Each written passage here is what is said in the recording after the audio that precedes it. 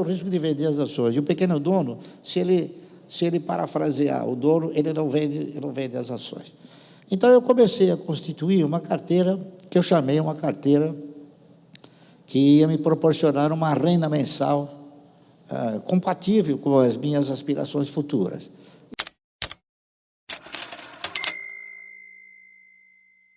E foi aí. Então, uma das primeiras, não me lembro agora, mas eu acho que foi a primeira empresa, a primeira ação que eu comprei foi de uma empresa chamada Anderson Clayton. Anderson Clayton. A Anderson Clayton era uma empresa de capital estrangeiro que produzia margarina, Claybon, uma série de produtos da área de alimentação.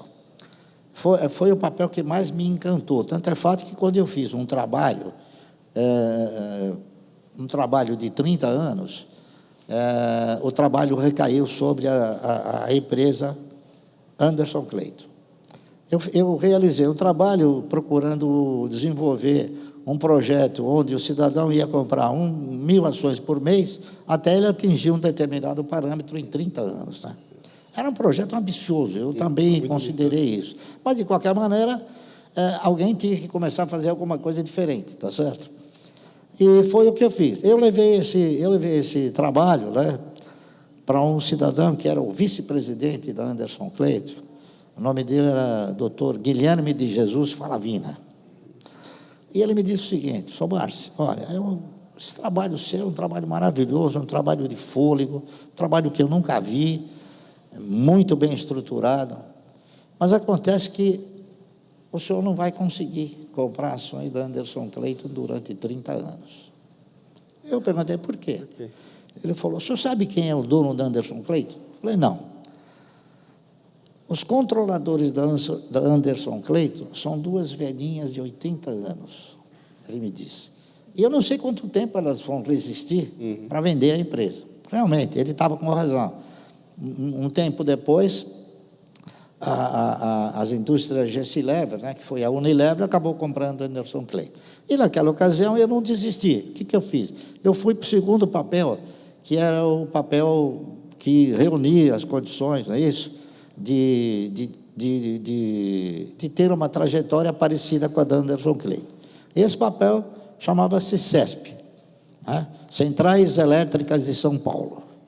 Eu fiz um trabalho propondo comprar 1.000 ações por mês e examinando o estatuto da empresa, as benesses eventuais que a empresa proporcionava, que ela pagava dividendo semestral, dava uma bonificação de 10% todo ano, permitia que quem comprasse ações ordinárias uma vez por ano as convertesse para preferenciais, que as preferenciais custavam 50, 60 centavos e as ordinárias custavam 15, 20 centavos, é isso?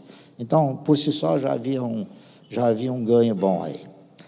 Então, eu fui comprando ações da CESP e até que um belo dia, o nosso ex-governador, Paulo Maluf, ele resolveu desenvolver investimentos no sentido de prospectar petróleo. Então, ele ia criar uma empresa chamada Paulipetro. Paulipetro. Só que, por razões que eu desconheço, ele acabou enveredando para que essa prospecção de petróleo fosse feita pela CESP. Só que não podia, porque a CESP era uma empresa cujo objetivo social era produzir energia de uma matriz hídrica, não é isso? E ela não podia produzir outras energias, então ele substituiu, trocou o nome da CESP de Centrais Elétricas de São Paulo por Companhia Energética de São Paulo. Aí sim. E as ações da CESP foram a 1,80, 1,90, e eu não resisti. Então eu acabei, já no primeiro movimento, né, interpretando que eu talvez pudesse modificar a minha aplicação das ações da CESP, porque o histórico da CESP não era custar 1,80, 1,90, está entendendo? O histórico dela era custar 40, 50 centavos. Aí eu passei para outras empresas, não é isso? Que proporcionavam dividendos bem superiores à CESP.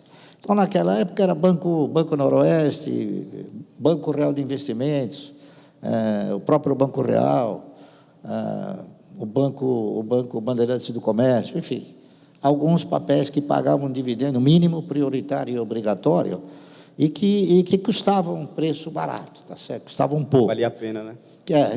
Que valesse a pena dentro da minha visão estratégica.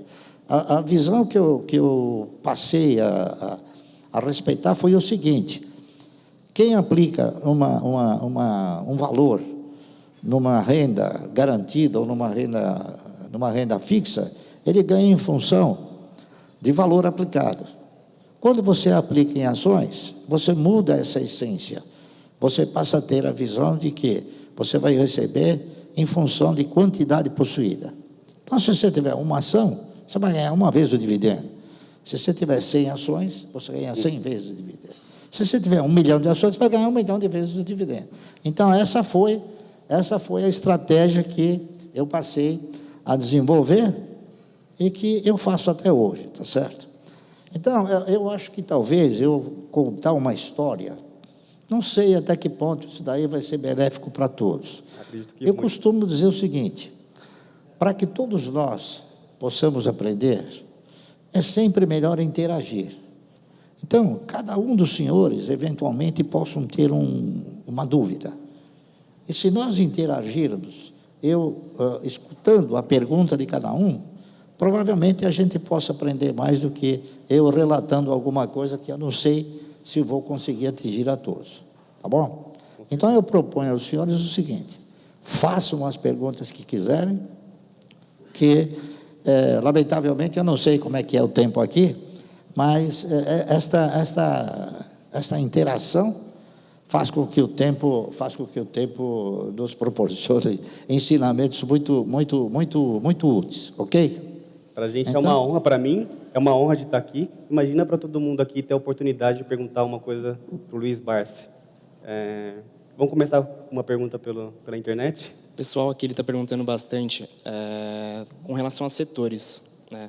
Tem um setor específico que você gosta mais? Tem um setor que você prefere? Ou você gosta de diversificar a carteira com mais setores? Não, eu sempre avalio uma coisa muito importante. O setor, para você poder produzir uma carteira de renda mensal, que o mercado apelidou de carteira previdenciária, é importante que você tenha o quê? Que você tenha uma visão longa. Então, o que eu priorizo é que a empresa esteja num setor que seja perene.